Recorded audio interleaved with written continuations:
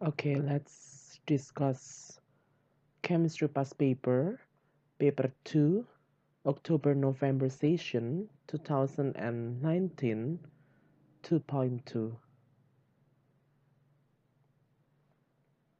Question number 1.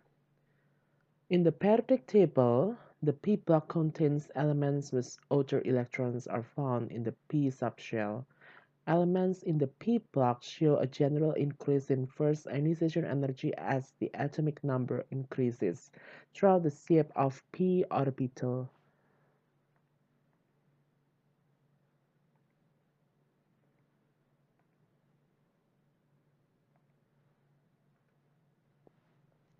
P orbital have three different shapes. So you may choose one of them. Okay, this one or this one.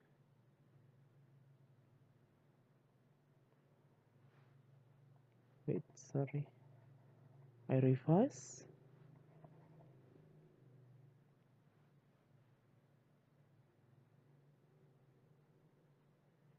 This one or this one. Okay, so it's like a jumble, so you may choose one of them. Next, write an equation to show the first ionization energy of silicon. Remember what is first ionization energy? Define the term first ionization energy. Energy needed to remove 1 mole of electron from 1 mole of gaseous atom to form 1 mole of gaseous X plus ion.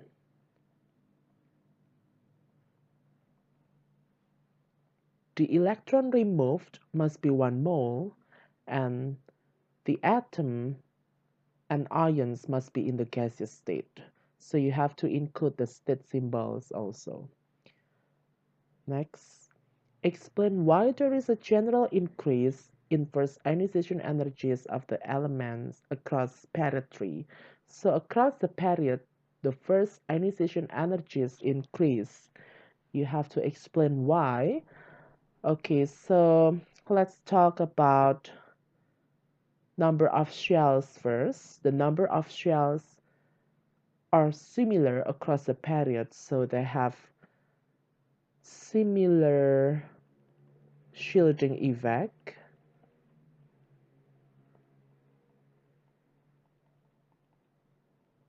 Once again, the number of shells are constant or similar across the period, so they have similar shielding effect. And then the distance between outermost electron and nucleus is also similar or constant because the number of shells doesn't change. So we have no choice. We have to focus on the size of positive nuclear charge. In this case, across the period, the size of positive nuclear charge becomes greater because the number of protons inside the nucleus increase. So greater size of positive nuclear charge due to more number of protons in the nucleus, more protons in the nucleus.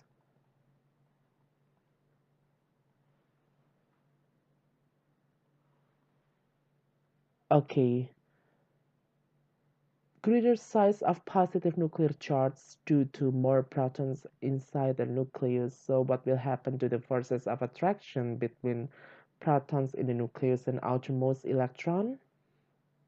So there is stronger forces of attraction between protons in the nucleus and outermost electron, or we can say stronger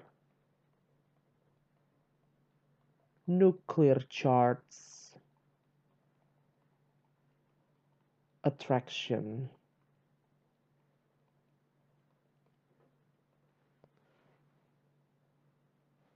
Okay, so nuclear charge attraction is the forces of attraction between protons in the nucleus and outermost electron. Okay, so I just simplify the word nuclear charge attraction.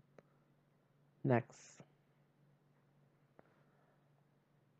Element A is in the P block. The graph shows the successive ionization energies for the removal of the first 10 electrons of A. State and explain the group of the periodic table that element A belongs to. Okay, to identify the group of an element using successive of ionization energy, you have to you have to focus on the biggest jump between two ionization energies. Okay, in this case, there is a biggest jump between third and fourth ionization energy, right? So the group number is 3. Explanation, because there is a biggest gap or biggest jump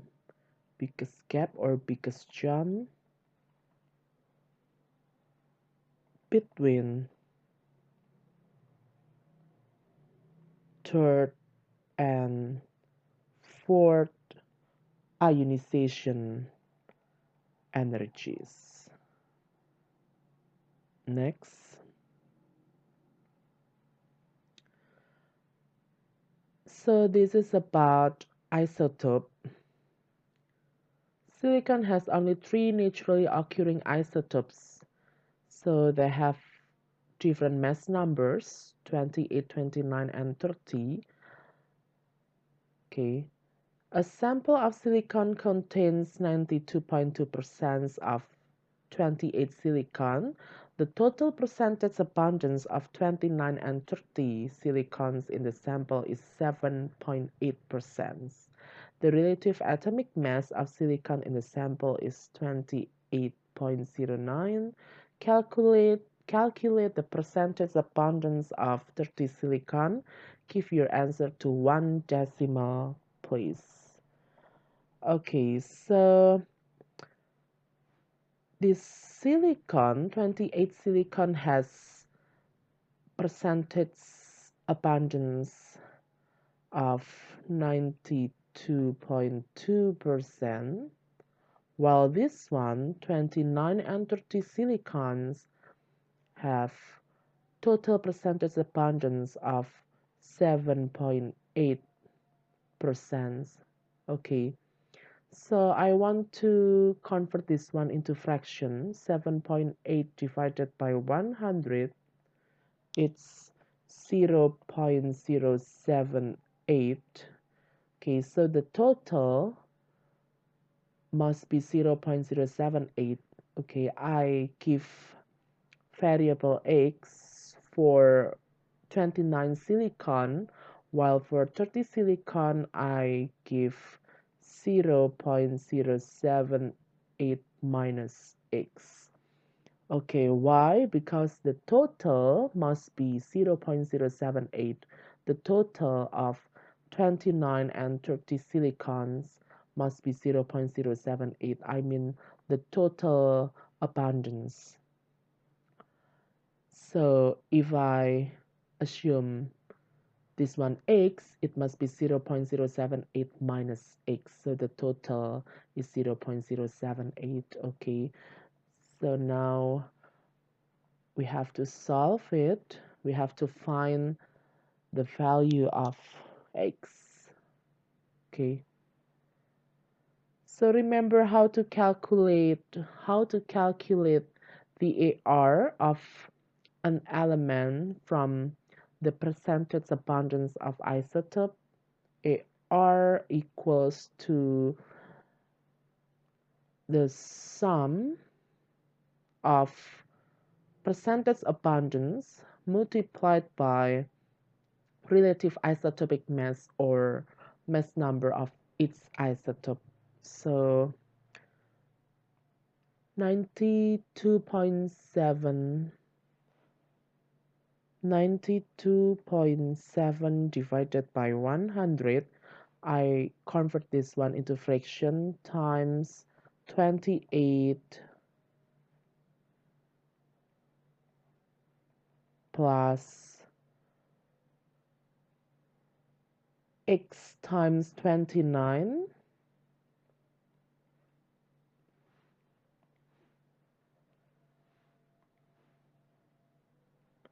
plus 0.078 minus x 0.078 minus x times 30.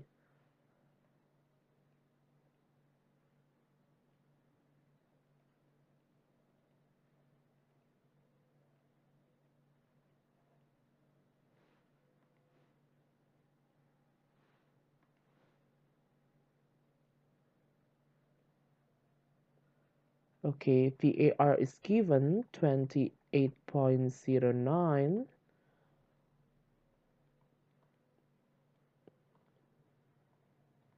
This one plus 29x plus 22.34 minus 30x. Okay, so you have to solve this one. 0.066 equals to minus x. X equals to 0.066. Okay, so now we have to find the percentage abundance of 30 silicon. It's 0.078 minus x. So 0.078 minus x, 0.078 minus 0.066 equals to 0.012. It must be multiplied by 100%. The answer is 1.2%. Okay. Next. Silicon reacts with nitrogen gas to form Si3N4. It's a solid with a melting point of It's a solid with a melting point of 1900 Celsius degree, so it has very high melting point. It's insoluble in water and doesn't conduct electricity when molten.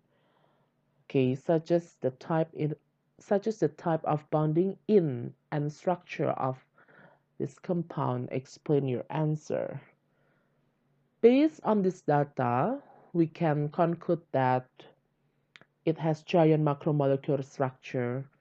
It has very high melting point and it's insoluble in water. So it must have giant macromolecular structure. It has giant macromolecular structure.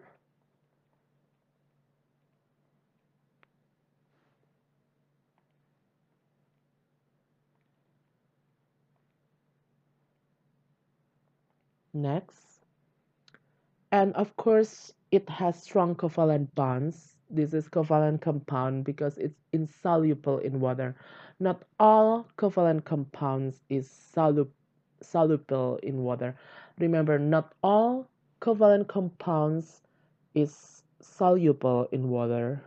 Okay, only polar covalent compound is soluble in water. So it has many strong covalent bonds. Okay. A lot of energy is required to break the bonds. And the last one doesn't conduct electricity, so no delocalized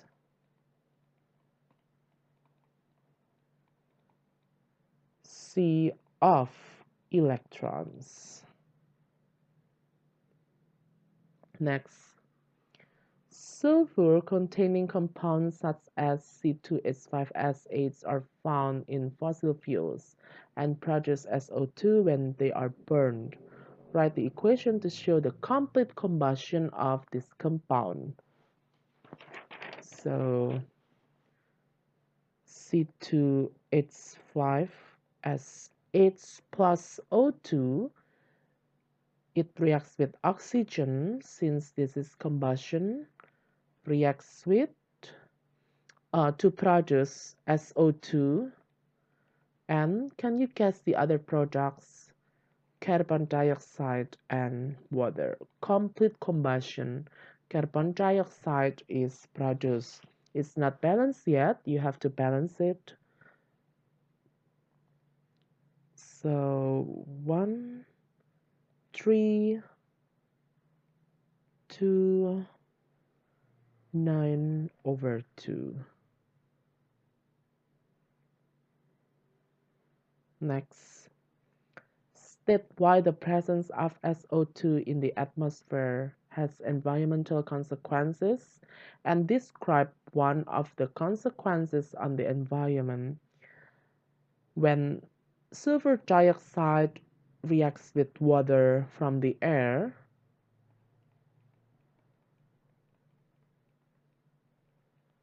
it produces sulfurous acid.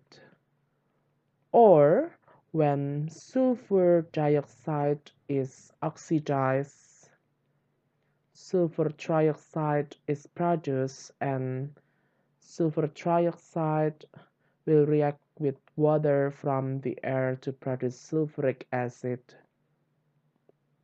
Sulfuric acid and sulfurous acid can cause acid rain. So the answer is acid rain.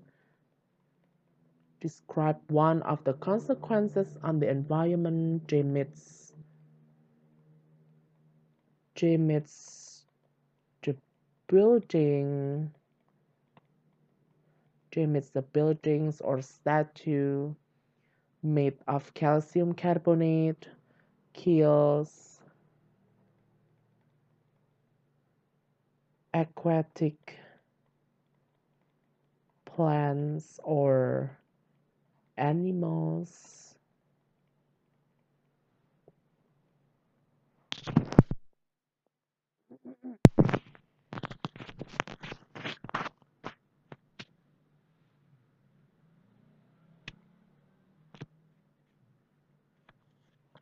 Okay, next. SO2 can react with ozone O3 to form SO3 into different reactions. State and explain the effect of an increase in pressure on the composition of the equilibrium mixture. When pressure increases, the equilibrium must shift to the fewer gas molecules. Once again, when pressure is increased, the equilibrium must shift to the side that has fewer gas molecules or number of moles of gas. But in this case, both of sides, left and right sides, reaction and product, have the same number of moles of gas. So the equilibrium doesn't shift, or we can say there is no change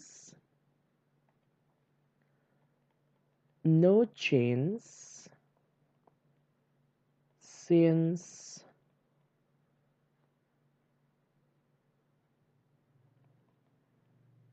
the number of gas molecules or the number of moles of gas are the same on the both sides.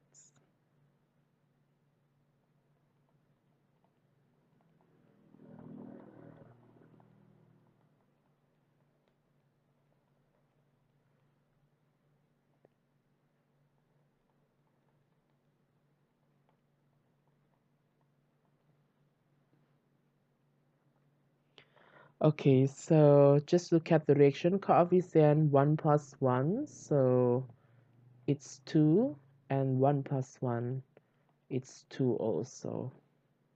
Next. In the other reaction, a different equilibrium is established at 300 Kelvin as shown, such as the temperature needed to increase the yield of SO3 at equilibrium. To increase the yield of SO3 at equilibrium, so the equilibrium must shift to the right.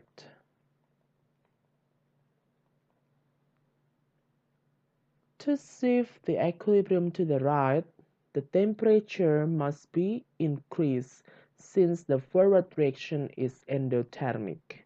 Remember, when temperature increases, the equilibrium shifts to the side that has endothermic reaction or the side that absorbs or needs heat or energy.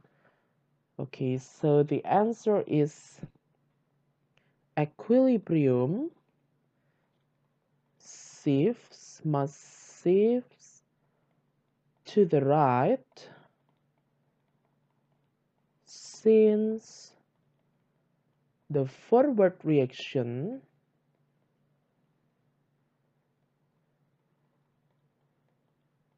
is endothermic. So in this case, the temperature must be increased. Okay, such as the temperature needed.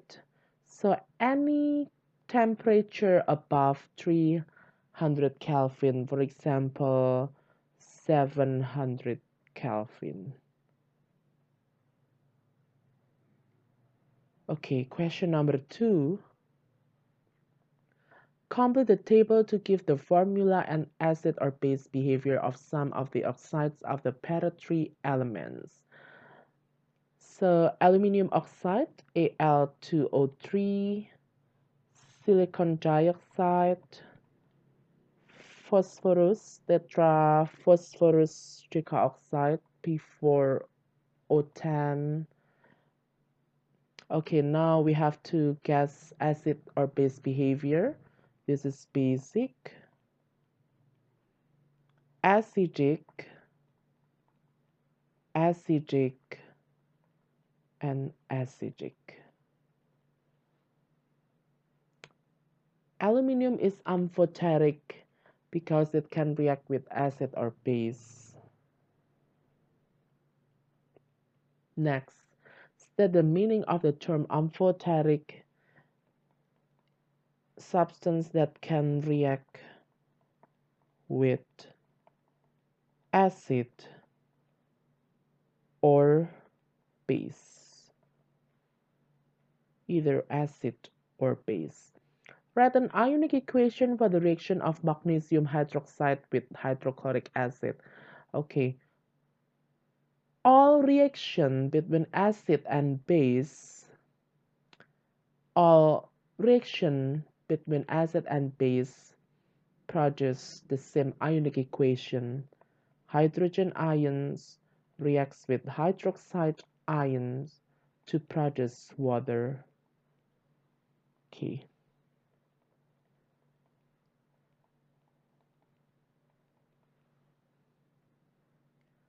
So remember, the ions must be in the gaseous state. The ions must be in the aqueous state while water product is liquid. Next, two methods of preparing strontium hydroxide are shown. State one difference between the observations you would make for reaction 1 and 2. Okay, look at reaction 1 first. Strontium is reacted with water to produce strontium hydroxide. Write the balance equation first. Strontium reacts with water to produce strontium hydroxide and hydrogen gas. While for reaction 2, strontium oxide reacts with water to produce strontium hydroxide only. There is no hydrogen gas produced. So the answer is no bubbles. or effervescence in reaction to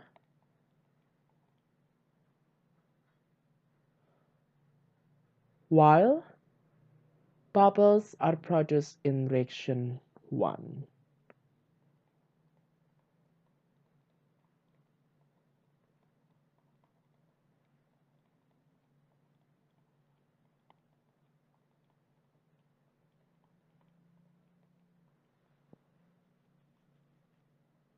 Next, state how the solubility of the group 2 hydroxides changes down the group. The solubility of the group 2 hydroxides increase as go down the group.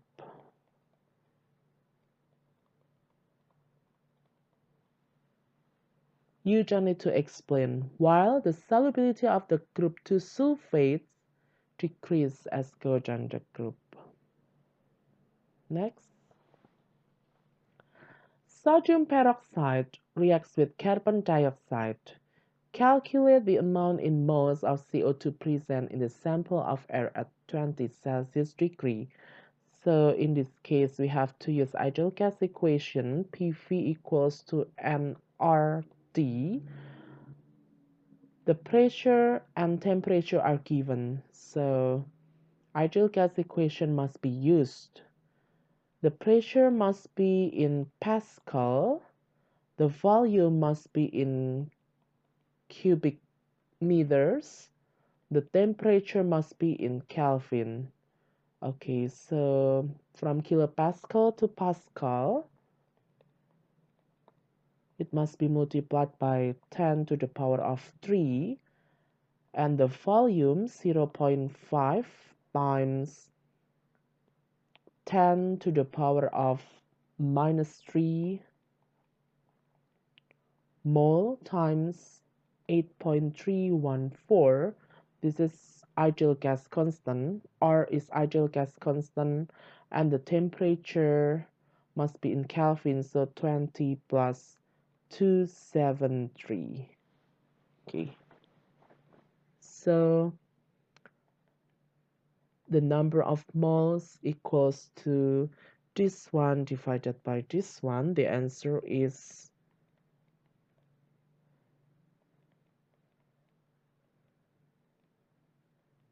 this one mole. Your answer must be in 3 significant figures, the smallest significant figures from the question. Calculate the mass of sodium peroxide.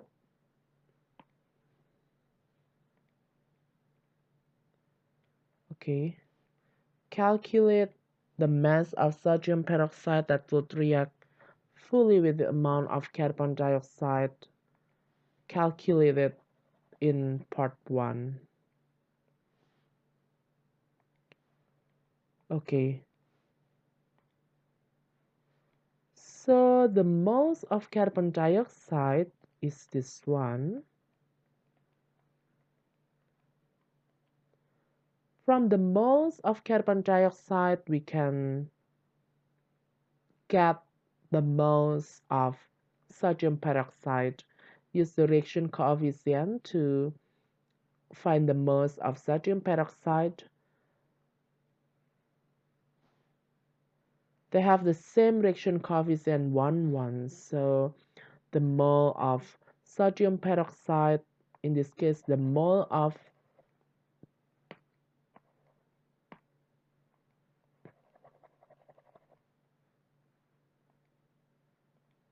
okay, once again, they have the same reaction coefficient. Sodium peroxide and carbon dioxide have the same reaction coefficient, so they have the same number of moles.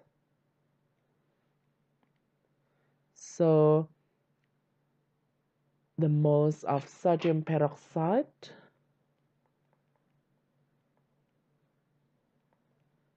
is 1.102 times 10 to the power of minus 3. The mass is asked, mass equals to mole times mR of sodium peroxide. The answer is 0.086 grams. Next. The peroxide ion has a single covalent bond between the two oxygen atoms. Okay, the peroxide ion has a single covalent bond between the two oxygen atoms. Okay, single covalent bond. Its oxygen atom carries a negative charge. Okay, draw a dot and cross diagram for the peroxide ion, show other electrons only. Okay, so remember oxygen has 6 valence electrons or 6 outermost electrons, right? So 1, 2, 3, 4, 5, 6. Okay, 1, 1, 2, 3, 1, 2, 3, 4, 5, 6. Okay, so once again, oxygen has 6 outermost electrons, 1, 2, 3, 4, 5, 6, and it has a single covalent bond between the two oxygen atoms, so this one. And it carries negative charge. Its oxygen atom carries a negative charge. It means that one outermost electron, one electron from other atom is added to oxygen atom. Okay, so this one. 1, 2, 3, 4, 5, 6, 7, 8. Okay, so now its oxygen has 8 outermost electrons. 1, 2, 3, 4, 5, 6, 7, 8. Okay, once again, oxygen has 6 outermost electrons. 1, 2, 3, 4, 5, 6. But it has a single covalent bond between the two oxygen atoms. This is the single covalent bond between the two oxygen atoms, and its oxygen atom carries a negative charge, so there is one electron is added to oxygen from, actually it comes from other atom. Okay, so this is the answer.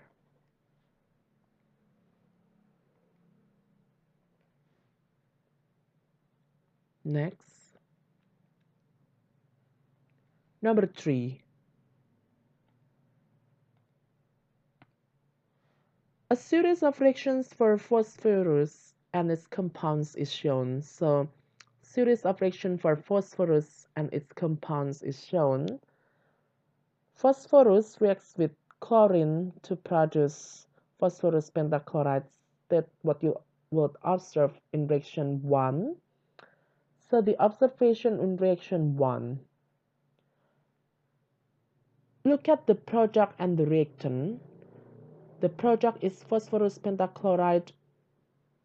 It's white solid, so you can say white solid is produced, or the reactant consists of chlorine gas. It's a gas actually, and remember the reactant decreases and the product increases, so we can say the chlorine decreases. Chlorine has green color, so we can say green gas fades. You may choose one of them because the point is only one. Number 2, state the type of reaction that occurs in reaction 2. PCl5 reacts with water to produce new substance, phosphoric acid.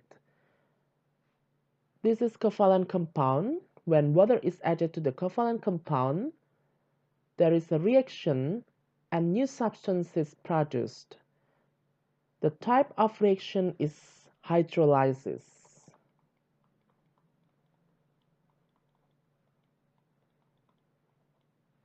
Once again, when water is added to the covalent compound, there is a reaction. So reaction with water. So this is hydrolysis and new substance is produced. While for ionic compound, when water is added to the ionic compound just dissolves in the water to produce ions. So for example, I have sodium chloride. When it's added to water, it only dissolves, sodium chloride only dissolves to produce sodium and chloride ions. Okay, next. Phosphoric acid can be produced by direct reaction of phosphorus with nitric acid. Use oxidation numbers to show that this reaction is a redox reaction. Okay, I want to identify the oxidation state or oxidation number for its element 0, the oxidation state or number of element in free atom. Okay, in free element, the oxidation state or number of atom in free element is 0. Okay, it's NO3. If you're confused, you may split them into ions first. It's plus and NO3 minus. Okay, the oxidation state of hydrogen is +1. It's the same as the charts. The oxidation state of oxygen is -2. -2 times 3 -6. -6 plus something equals to -1. It's +5. Okay, so +5. Oh, sorry. So +1 +5 and -2 -2 -2 times some -2 plus something equals to 0. It's +2 divided by 2 plus 1 -2 times 2 -4 -4 plus something equals to 0 +4. Okay, how about this one? I split this compound into ions. So +1 -2 times 4 -8 -8 times -8 plus something equals to -3, so it's +5. So +1 +5 -2. Okay. So now focus on the atom that has oxidation number or oxidation state change. Phosphorus from 0 to +5.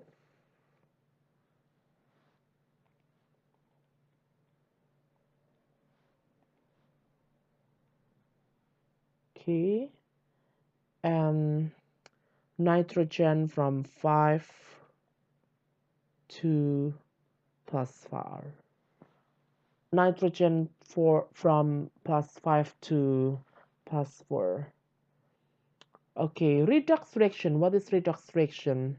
There is oxidation and reduction. Okay, in this case, use oxidation numbers to show that this reaction is a redox reaction. Phosphorus, the oxidation state or number of phosphorus, the oxidation number of phosphorus atom increases from 0 to +5. It's oxidized. The oxidation state or number of atom increases. It's oxidation. And the oxidation number of nitrogen decreases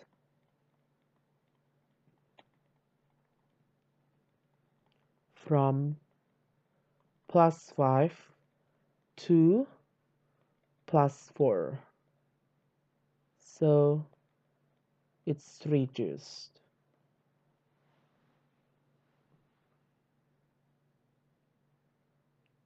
Next, reaction 3 is a neutralization reaction in which ammonia acts as a base. Explain how ammonia acts as a base in reaction 3. Okay, from ammonia to ammonium ions. Okay, once again, from ammonia to ammonium ion, ammonia accepts proton or H+. That's why ammonia acts as a base. So the answer is proton acceptor. Proton acceptor or H+ or hydrogen ions acceptor. Okay, next, draw the three-dimensional shape of the ammonium ion and its 4+ give the bond angle 3D shape. Okay, so this one we have normal line and with bond it represents toward the viewer, bond toward the viewer, while dash bond it represents go away from viewer, and it's for plus.